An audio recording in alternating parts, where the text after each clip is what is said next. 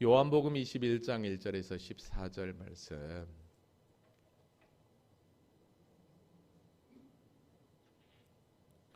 우리 한 목소리 같이 합독하도록 하겠습니다. 시작.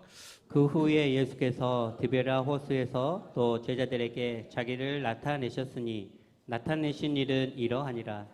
시몬 베드로와 디두모로 하는 도마와 갈릴리 가나 사람 나다네엘과 세베대의 아들들과 또 다른 제자 둘이 함께 있더니 시몬 베드로가 나는 물고기 잡으러 가노라 하니 그들이 우리도 함께 가겠다 하고 나가서 배에 올랐으나 그날 밤에 아무것도 잡지 못하였더니 날이 새어갈 때에 예수께서 바닷가에 서셨으나 제자들이 예수이신 줄 알지 못하는지라. 예수께서 이르시되 얘들아 너희에게 고기가 있느냐 대답하되 없나이다. 이르시되 그물을 배 오른편에 던지라 그리하면 잡으리라 하시니 이에 던졌더니 물고기가 많아 그물을 들 수 없더라. 예수께서 사랑하시는 그 제자가 베드로에게 이르되 주님이시라 하니 시몬 베드로가 벗고 있다가 주님이라 하는 말을 듣고 겉옷을 두른 후에 바다로 뛰어내리더라. 다른 제자들은 육지에서 거리가 불과 한 50칸쯤 되므로 작은 배를 타고 물고기 든 그물을 끌고 와서 육지에 올라보니 숯불이 있는데 그 위에 생선이 놓였고 떡도 있더라. 예수께서 이르시되 지금 잡은 생선을 좀 가져오라 하시니 시몬 베드로가 올라가서 그물을 육지에 끌어올리니 가득히 찬 큰 물고기가 153마리라. 이같이 많으나 그물이 찢어지지 아니하였더라. 예수께서 이르시되 와서 조반을 먹으라 하시니 제자들이 주님이신 줄 아는 고로 당신이 누구냐 감히 묻는 자가 없더라. 예수께서 가셔서 떡을 가져다가 그들에게 주시고 생선도 그와 같이 하시니라. 이것은 예수께서 죽은 자 가운데서 살아나신 후에 세 번째로 제자들에게 나타나신 것이라. 예배로 영광 돌리는 하나님 절대 의존적 존재로 우리가 주님 앞에 낮추는 자리에서 주님 앞에 나아가는 저와 여러분을 축복하시고 은혜 베푸시는 하나님이신 줄로 믿습니다. 영상을 잠깐 하나 보고 말씀을 이어가도록 하겠습니다.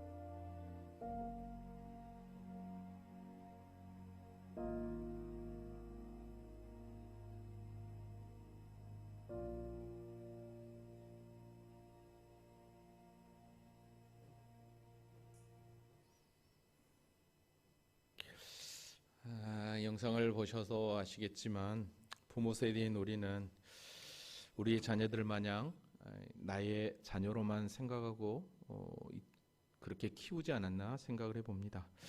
그래서 내가 원하는 눈높이로 내 자녀는 그렇게 자라야 되고, 내가 원하는 눈높이로 내 자녀는 더 성공해야 된다라고 우리는 그렇게 생각하고 우리 자녀를 키웠던 것 같습니다.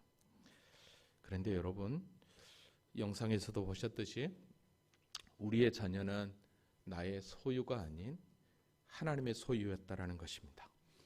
하나님이 우리 가정에게 허락하신 하나님의 기업이었다라는 사실을 분명하게 아시기 바랍니다.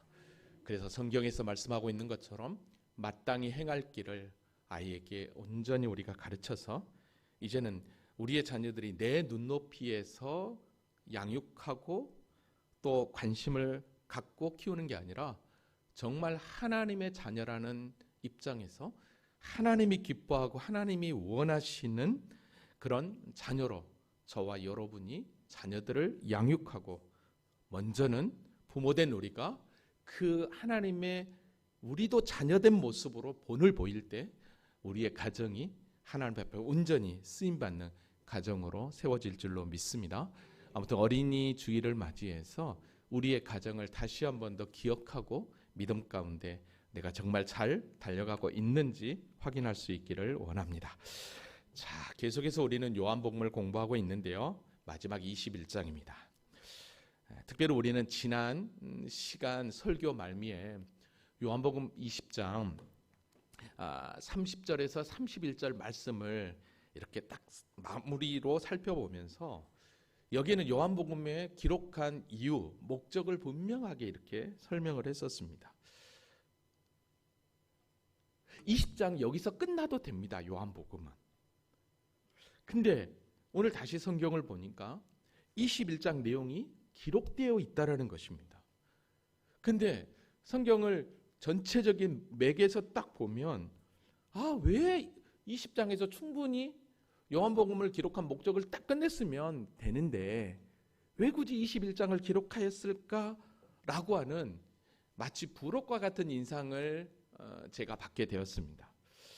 왜 제가 이런 생각을 했냐면, 분명히 예수님은 부활하신 주님으로 예루살렘에서 제자들에게 나타났었습니다. 조금 이따 확인하겠지만 주님은 제자들에게 나타나셔서 사명도 주었습니다. 그런데 문제는 이 제자들이 하나님 주님께서 주시는 그 사명에 대해서 분명한 목적, 분명한 방향을 설정하지 못했던 거예요. 잡지 못했던 거예요. 그러니까 왜 하나님께서 자신들을 주님의 제자로 부르셨는지를 깨닫지 못한 것 같습니다. 그러니까 부활 이후에도 우리 주님께서 왜 갈릴리로 제자들을 부르셨느냐라고 했을 때 그건 다른 게 아니었어요. 처음 제자로 3년 전에 부르셨던 그 현장이 갈릴리였고, 그래서 그 처음 부르셨던 그 현장으로 다시 우리 주님이 부르셔서 너희들의 사명은 이거야, 너희들이 앞으로 해야 될 것은 이거야 라고 재차 기록하고 있었기 때문에 어쩌면 저는 21장이 요한복음 20장에서 딱 마무리되지만 부록처럼 붙어 있는 듯한 느낌을 받게 됩니다. 그래서 저는 이런 관점으로 오늘과 다음 시간을 좀 여러분들에게 21장을 소개하려고 합니다. 자, 그러면 지난 시간 말씀을 잠깐 정리하고 오늘 본문으로 들어가 보도록 하겠습니다.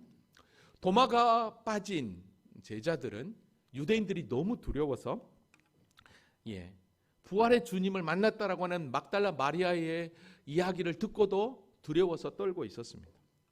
그때 우리 주님께서 나타나셔서 그들에게 평강을 선포하시고 여기서 사명을 주었죠. 아버지께서 나를 보낸 것 같이 나도 너희를 보낸다. 그리고 숨을 내쉬며 성령을 받으라 말씀하셨습니다. 그런데 문제는 이곳에 도마가 없었습니다.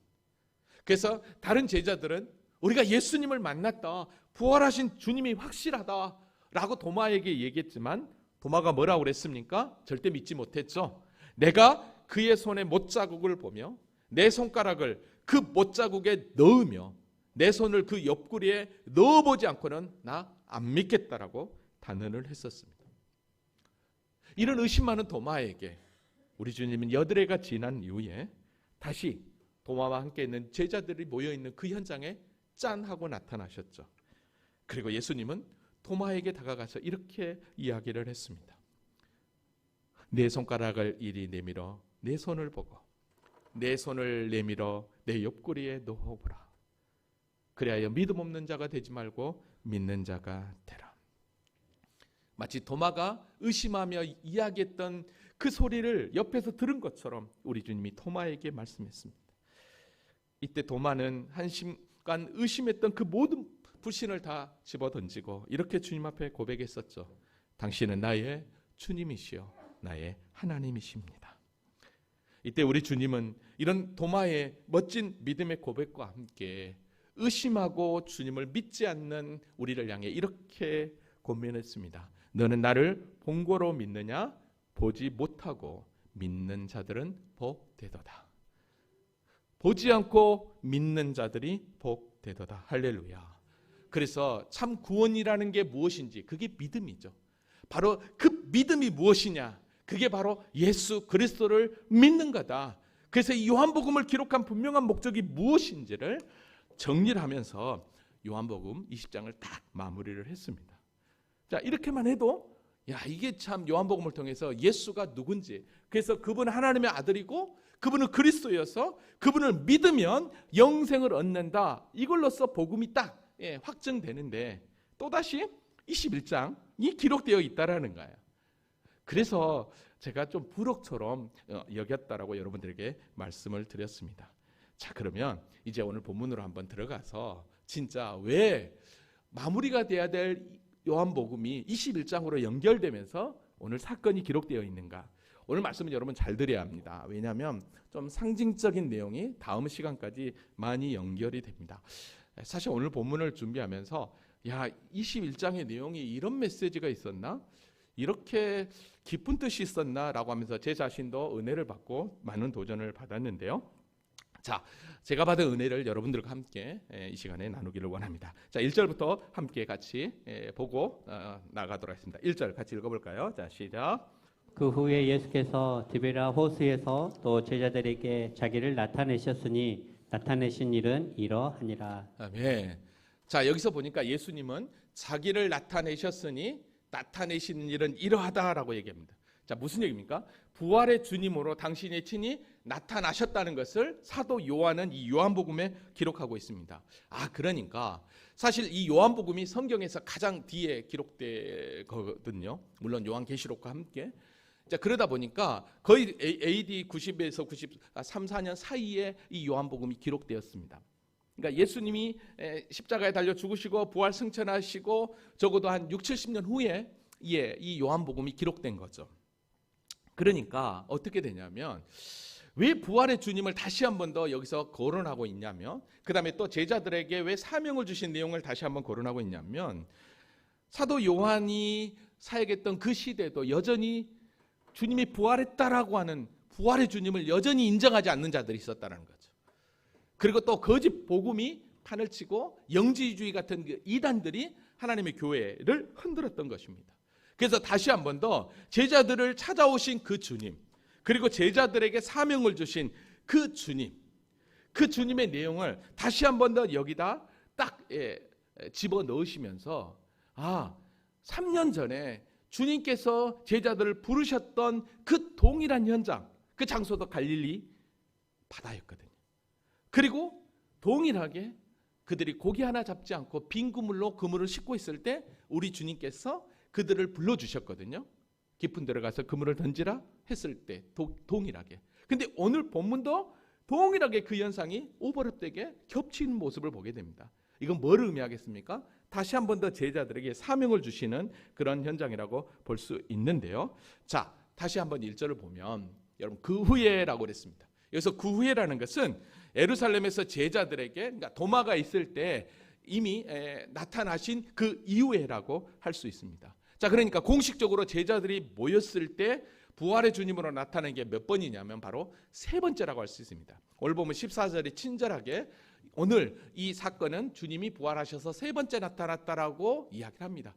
물론 개인적으로 막달라 마리아에게 나타났고 엠마오로 가는 두 제자에게 또 시몬에게 나타났다라고 우리는 지난해 앞서 공부를 했었습니다. 자, 그러니까 도마가 없을 때 공식적으로 우리 주님이 나타났고, 그 다음에 도마가 있을 때 한 번 나타났고, 그 다음에 오늘 또 제자들이 이렇게 모였을 때 한 번 나타났다라고 할 수 있습니다. 어디에 나타났습니까?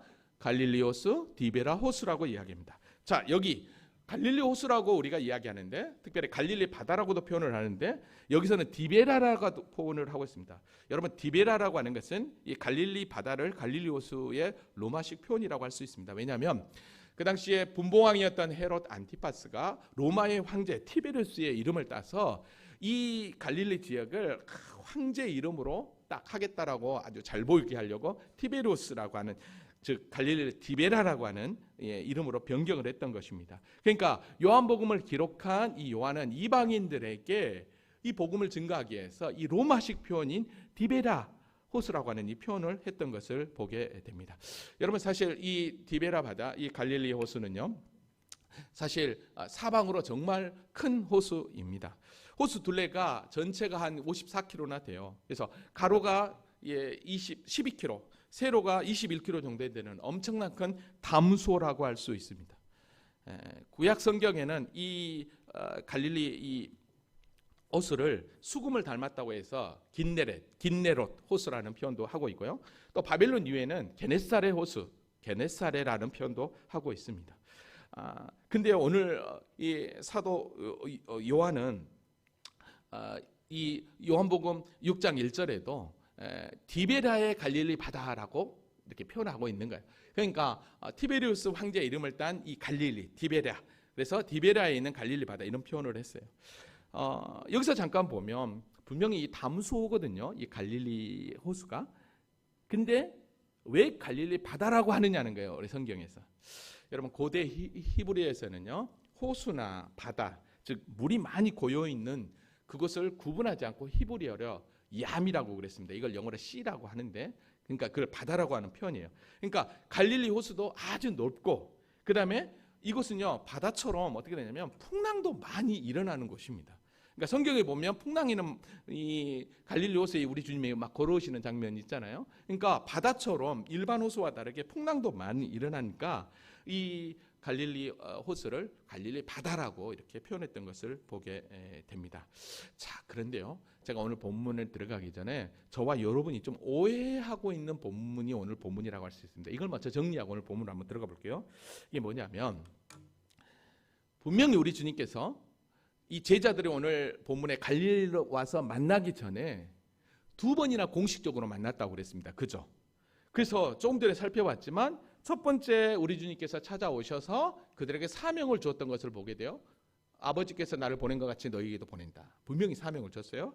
그 다음에 또 성령을 받으라고 이야기하고, 누구든지 너희가 죄를 사하면 사하고 누구든지 죄를 그대로 두면 그대로 둘 거라고 분명히 이야기를 했습니다.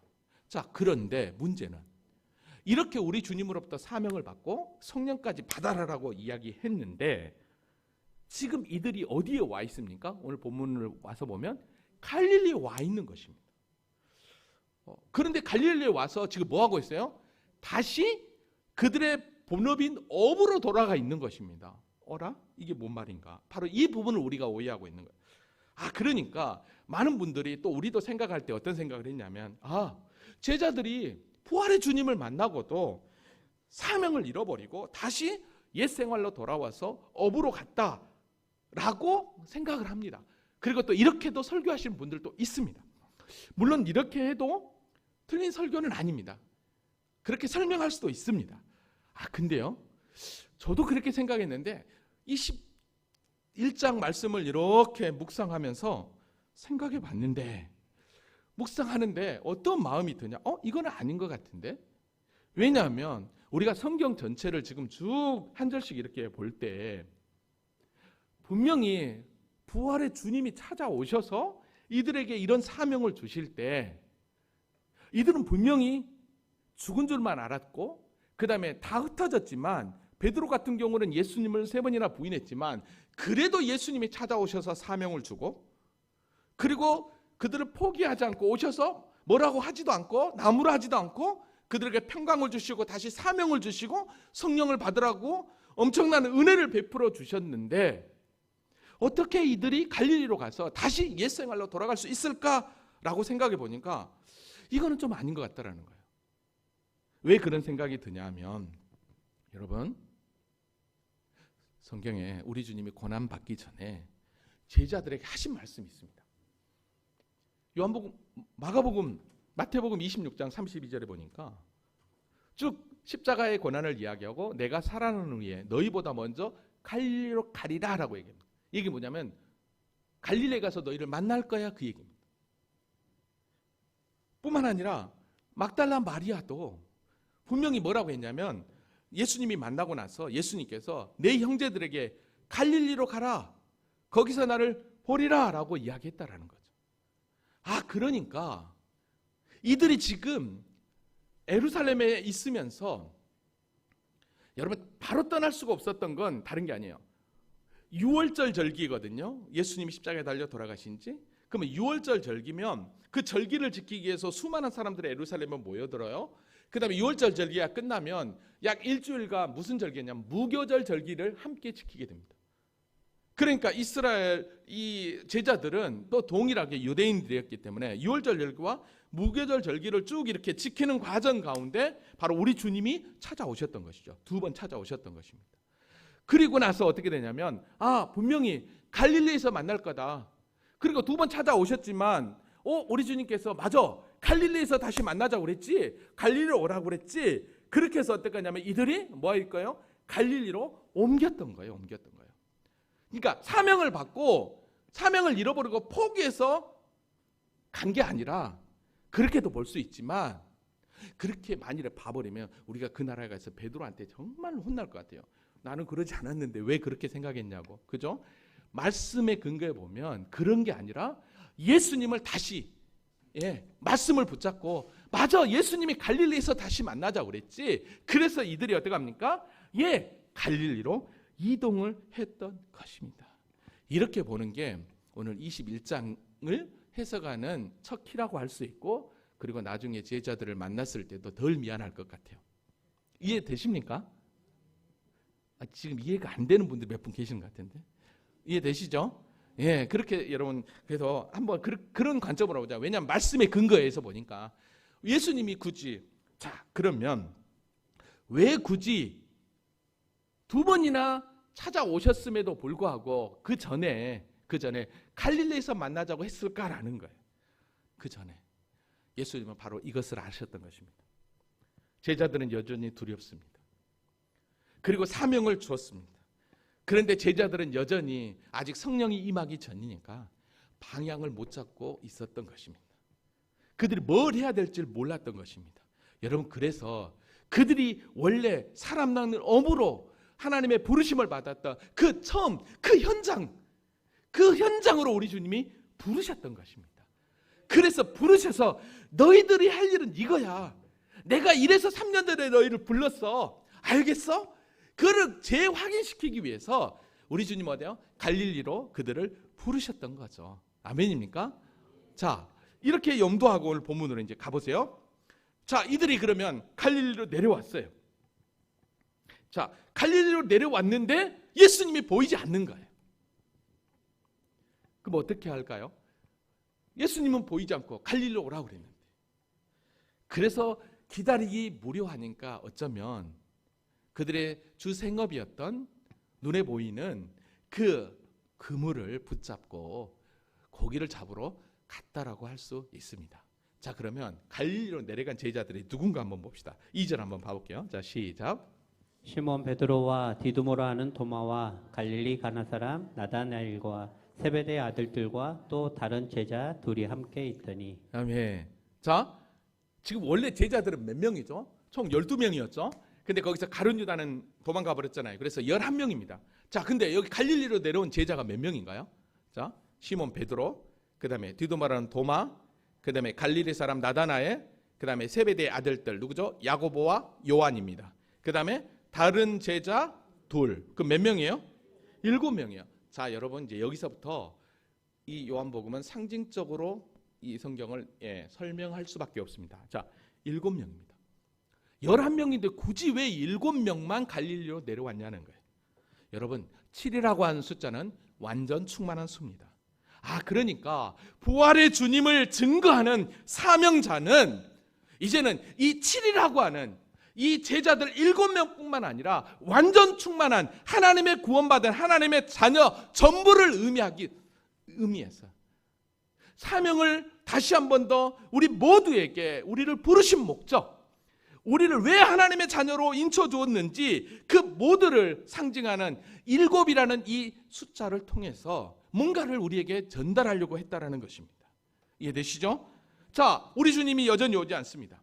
고향에 왔지만 뭘 해야 할지 뻘쭘한 것입니다. 여러분, 그래서 성질반 베드로가 어떻게 합니까? 3절에 이렇게 얘기합니다. 나 물고기 잡으러 갈래 라고 얘기합니다. 그러니까 그들과 함께 있던 그들은 나도 그리고 배에 올라갑니다. 근데 여러분 보십시오. 그 밤에 아무것도 잡지 못합니다. 여러분, 그래도 3년 동안 그물질을 안 해서 감이 떨어졌을까요? 그건 아닐 것입니다. 그건 아닐 거예요. 평생을 어부로 있었는데 근데 아무것도 잡지 못하는 거예요. 언제요? 그 밤에. 근데 여러분, 아무것도 잡지 못한 그 빈 그물의 상태를 오늘 성경이 뭐라고 표현하나 보십시오. 그들이 우리와 함께 가겠다고 나가서 배에 올랐으나 그날 밤에 아무것도 잡지 못하니라. 빈 그물의 상태의 그 시간을 그날 밤이라고 표현을 합니다. 여러분, 요한복음에서 밤이 주는 상징적인 의미가 있는 거 여러분 아십니까? 요한복음에서 밤이 주는 상징적인 의미는 예수 없는 삶입니다. 왜냐하면 예수는 세상의 빛이라고, 당신이 빛이라고 분명히 요한복음에서 계속해서 얘기했거든요. 그래서 예수 없는 삶, 즉 니고데모가 예수님을 찾아왔을 때도 밤에 찾아왔고, 뿐만 아니라 가룟 유다가 예수님을 배반하며 떠날 때도 그날 저녁 밤이라는 표현을 의도적으로 요한복음은 기록하고 있는 것을 보게 됩니다. 그러니까 요한복음은 의도적으로 예수가 없는 상태, 즉 이들의 빈그물 상태, 이거를 굳이 여기다가 뭐라고 표현했냐? 그날 밤이라고 표현을 했던 것입니다. 여러분, 그래서 예수님께서 요한복음 15장 5절에 예수님을 떠나서는 우리가 아무 것도 할 수 없다고, 아무 열매도 맺을 수 없다고 이미 말씀하셨던 것입니다. 여러분, 저와 여러분의 빈그물 상태는 예수 없는 상태가 빈그물이고 밤이라는 걸 여러분 아셔야 합니다. 4절 또 볼게요. 날이 새어갑니다. 동이 터옵니다. 예수께서 바닷가에 서셨으나 제자들은 예수인지를 몰라봅니다. 여러분, 막달라 마리아도 예수님을 무덤에 달려갔을 때 예수님이 뒤에 서 계셨죠. 그리고 동산직인 줄 알았습니다. 그래도 몰랐습니다. 자, 그러면 제자들은 왜 예수님을 알아보지 못했을까요? 아직 날이 덜 터서요? 좀 이따가 보겠지만 배와 예수님과의 거리가 약 50칸, 즉 100m 정도 되거든요. 그 정도 거리니까 못 알아봤을까요? 글쎄요. 우리는 희미한 물체만 봐도 저게 뭐다. 평상시에 여러분 3년 동안 예수님을 만났다면 충분히 예수님이라고 인식할 수 있을 것입니다. 근데 제자들은 못 알아봤어요. 왜 그랬을까라는 거예요. 지금 제자들은 어디에 온통 집중하고 있습니까? 빈 그물에만 집중하고 있습니다. 저도 낚시를 해봐서 알지만 낚시를 하면 다른 데 집중이 안 되고 온전히 거기에만 집중이 되더라고요. 여기에도 상징적인 의미가 부여됩니다. 무슨 말입니까? 여러분, 육적인 문제에 사로잡히면 예수가 안 보인다라는 것입니다. 지금 제자들은 분명히 예수님을 만나기로 하고 갈릴리로 내려왔습니다. 그런데 지금 이들은 예수를 만나기보다 일단은 예수님이 안 보이니까 자신의 필요를 채우기 위한 육적 필요를 채우기 위해서 그물을 던지고 있었던 것이죠. 그렇지만 예수 없는 인생은 빈 그물이었다라는 것입니다. 여러분, 오늘 저와 여러분이 예수를 만날 수 있는 은혜는 다른 게 아닙니다. 언제 우리가 예수를 만나게 되느냐? 육적인 문제를 붙잡고 있을 때, 육적인 문제를 사로잡혀 그물을 던질 때는 보일 수 없습니다. 예수님을 만날 수 없습니다. 우리가 주님의 은혜에 사로잡혀 주님의 십자가 앞에 늘 거하는 믿음으로 나아갈 때 주님을 만나게 되는 줄로 믿습니다. 이들은 예수님을 몰랐습니다. 이때 예수님께서 얘들아 너희에게 고기 있느냐? 대답하되 없나이다. 예수님인지도 모르고 그냥 없어요 라고 소리칩니다. 여기서 얘들아 라고 하는 이 파이디아라고 하는 표현이거든요. 사실 어린 아이를 이야기할 때 이 파이디아라는 표현을 했지 예수님이 한 번도 제자들에게 소자야 이런 표현을 했지 얘들아 라고 하는 표현을 쓰지 않았어요. 그래서 다른 이 번역 성경을 보면 친구들이여 여보시게라고 번역하는 성경들도 있었습니다. 근데 왜 우리 주님께서 얘들아 라고 하는 표현을 여기서 했을까요? 여러분 여기에도 상징이 들어갑니다. 여러분 육적인 것에만 몰두하고 있는 제자들의 모습이 마치 어린 아이와 같은 모습이었기 때문에 이렇게 우리 주님이 불렀다라고 설명을 합니다. 너희에게 고기가 있느냐? 없습니다. 여러분 이때 우리 주님이 어떻게 하십니까? 오늘 6절에 보니까 이르시되 그물을 배 오른편에 던지라. 여기서 오른편이나 왼편이냐 문제가 아닙니다. 우리 주님이 말씀하셨습니다. 배 오른편에 던지면 그리하면 잡을 거야 라고 이야기합니다. 여러분 밤새지 그물을 던졌습니다. 밤새지 그물을 던졌는데도 한 마리도 낚지 못했습니다. 근데 날이 동이 트는 그 아침에 어떤 분이 배 오른편에 던지라 그러면 잡을 거야 라고 했는데 이들이 어떻게 합니까? 그 말에 순종합니다. 그랬더니 물고기가 많아 그물을 둘 수가 없는 것입니다. 여러분 예수님의 말씀을 듣고 그물을 던졌더니 어마어마한 양의 그물에 고기가 잡힌 것입니다. 여러분 그때 어떤 일이 벌어집니까? 오늘 7절을 보니까 예수께서 사랑하는 그 제자가 여기서 예수께서 사랑하는 그 제자는 누구냐? 바로 이 요한복음을 쓴 요한입니다.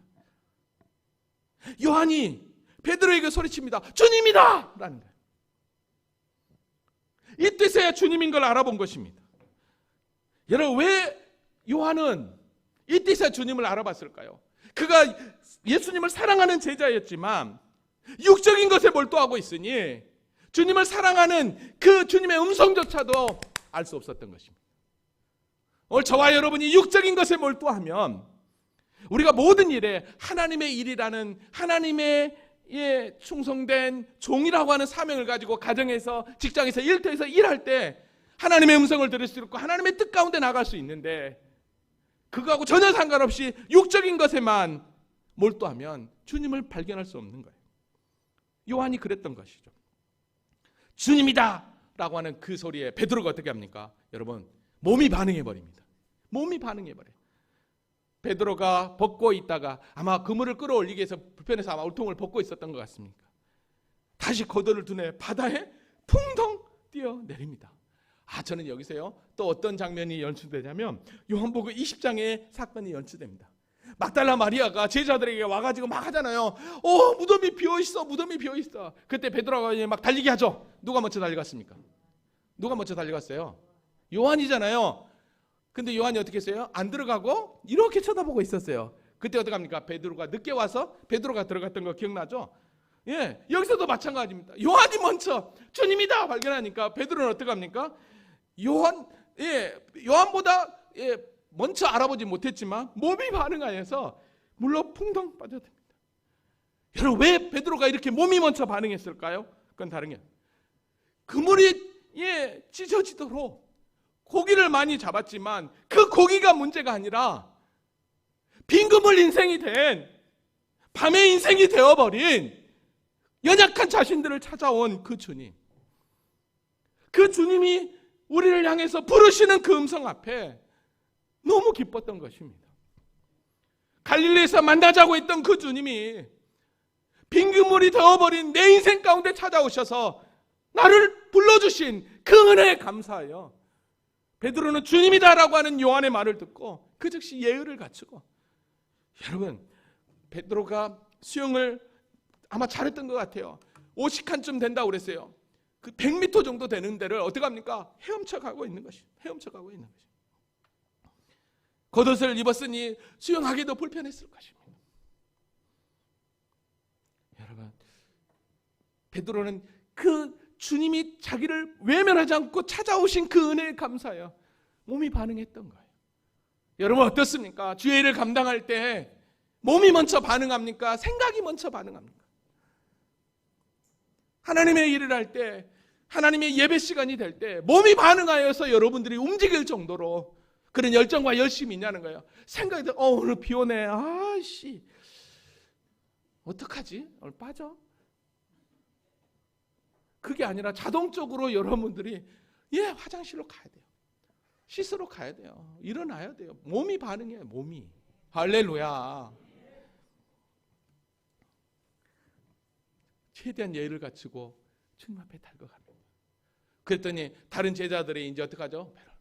여러분 충분히 배를 몰아서 베드로가 와도 돼요. 근데 어떻게 해요?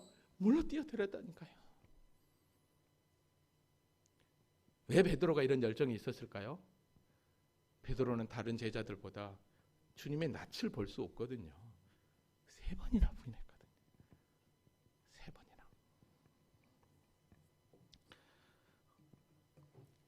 구절에 보니까 육지에 올라와 보니 예수님은 앉아 계시고 숯불에 있는데 그 위에 생선이 놓여 있고 떡도 있었습니다. 숯불? 뭐라? 베드로? 여러분 다음 시간에 공부할 텐데 미리 보이면 숯불? 그리고 다음 시간에 공부할 텐데 네가 나를 사랑하느냐? 라고 몇 번 물어보죠? 3번? 3번 물어본다? 숯불이 있다? 그게 어디냐면 바로 예수님이 끌려가실 때 대제사장의 그 안나스 뜰 안에 불을 피고 제자들이 있고 베드로가 여기에 있었고 이때 3번 부인했었거든요. 베드로는 금방 눈치챘을 것입니다. 자신의 그 연약한 모습을 우리 주님께서 그대로 드러내고 있는 것입니다. 다음 시간에 이거는 기대하시고 아무튼 예수님은 밤새지 수고한 제자들을 위해서 숯불을 피워놓으시고 조반을 준비하고 계셨습니다.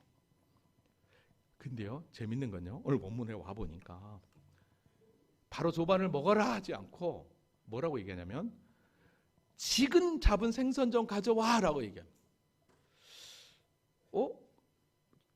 아침 그 생선이 부족했을까요? 아니요, 예수님은 충분히 오병이의 기적을 나타내신 분이신데 부족할 리는 없을 거예요. 근데 왜 그러면 지금 잡은 생선을 가져오라고 했느냐? 이제 구워서 준들 시간도 걸릴 텐데 왜 그랬을까라는 거예요. 여러분 그건 다른 게 아닙니다.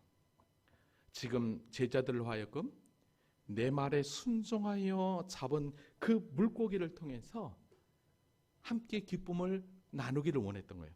여러분 이것도 상징적으로 풀 수 있습니다. 이게 무슨 얘기냐면 우리 주님께서 열매를 거두는 데 대해서 이런 이야기를 했습니다. 나중에 거두는 자가 이미 삭슬 받고 영생에 이르는 열매를 모으나니 이는 뿌리는 자와 거두는 자가 함께 즐거워함이라. 이건 언제냐? 마지막 추수 때거든요. 마지막 추수 때 그렇게 함께 할 거라는 거예요. 여러분 이 모습은요 나중에 제자들을 통해서 세상에 복음의 그물을 던질 때 그 그물에 잡혀져 올라온 구원받은 하나님의 자녀들과 함께 마지막 때 하나님의 그 영광된 자리에서 누릴 만찬의 모습이 예표로 그려져 있어요. 왜냐하면 오늘 보면 11절이 그걸 얘기해요. 시몬 베드로가 그물을 끌어올려요. 근데 그물에 가득 찬 고기가 백신 3마리요. 153 모나미 153. 근데 그물에 찢어지지 않아요. 여러분 이 사건은요 어마어마한 영적 의미를 주고 있어요. 이 153이라고 하는 영적 의미가 많이 있는데 그래도 저는 이 153이라고 하는 이 많은 설명 가운데 하나가 어떤 의미냐면 히브리인들에게 있어서 그 당시 세상 모든 물고기의 종류가 몇 종류였냐면 153마리였다라고 합니다. 여러분 그래서 이 제롬이라고 하는 신학자는 이 세상 모든 종족이 복음의 그물에 다 걸려 구원받을 거라는 거예요. 그러면 여기서 그물이 찢어지지 않았다는 건 뭐예요? 하나님께서 택함받은 하나님의 자녀들은 내가 절대로 주님 오실 때까지 포기하지 않는다. 절대 내버려두지 않는다. 그런 의미로서 여러분 분명히 뭐라 했냐면 처음 예수님이 제자를 부르실 때 그때는요 그물이 막 찢어졌어요. 근데 이때는 그물이 찢어지지 않는다라는 거예요. 근데 왜 하필 고기가 153마리냐는 거예요. 이게 바로 여기에 영적 의미가 있는 것입니다. 그러니까 하나님은 마지막 때에 구원받은 이 제자들을 통해서 복음이 증거될 때 그 복음을 통해서 수많은 영혼들이 다 구원받게 될 텐데, 하나님의 택함 받은 자녀들은 내가 한 명도 놓치지 않겠다, 다 구원해내겠다, 다 끌어올리겠다 라고 하는 영적 의미가 오늘 본문에 제자를 통해 있었던 것입니다. 여러분, 좀만 더 깊게 나갈까요? 유대의 상징주의라고 있습니다. 여러분들에게 제가 몇 번 설교를 했는데, 물은 뭘 상징한다고 그랬죠? 하나님의 은혜를 상징하는 것이죠. 피는 사람의 생명, 속죄를 상징합니다. 이게 빨간색 성경에. 그래서 유대의 상징주의에 보면 여러분, 바다라고 하는 것은 세상과 저주를 상징합니다. 그래서 새하늘과 새 땅에서는 바다가 다시 없겠고라고 하는 표현이 있어요. 다시 세상 저주가 없다라는 표현이에요. 자, 근데 여러분 보십시오. 저주의 바다에 근데 육지에 부활하신 주님이 서 있습니다. 근데 그 저주의 바다에 그물을 던져서 거기 있는 물고기를 육지로 끌어올리셨다. 이게 뭐예요? 이게 구원이에요. 이게 전도예요. 그래서 우리 주님께서 여기서 그물을 육지로 끌어올리셨다라고 하는 이 끌어올리셨다라고 하는 이 말이요, 우리 주님께서 십자가에 달려 돌아가시는 그 상황을 뭐라고 표현했었냐면, 요한복음 12장 30절에 내가 땅에서 들리면 모든 사람을 내게로 이끌겠노라, 이 말하고 똑같아요.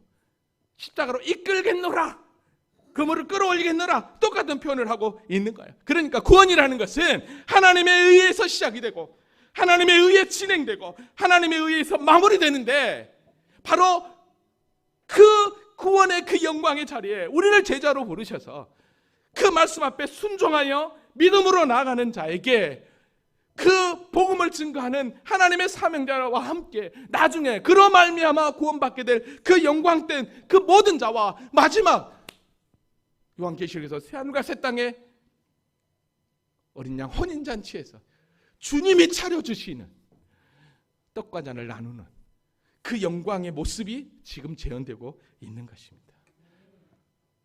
이게 참 대단한 거예요. 이 21장 이 말씀을 하면서 이런 은혜가 있었단 말이에요. 제자들이 이걸 안 거예요. 그때서야 와서 조반 먹어라. 주님이 차려주시는 조반.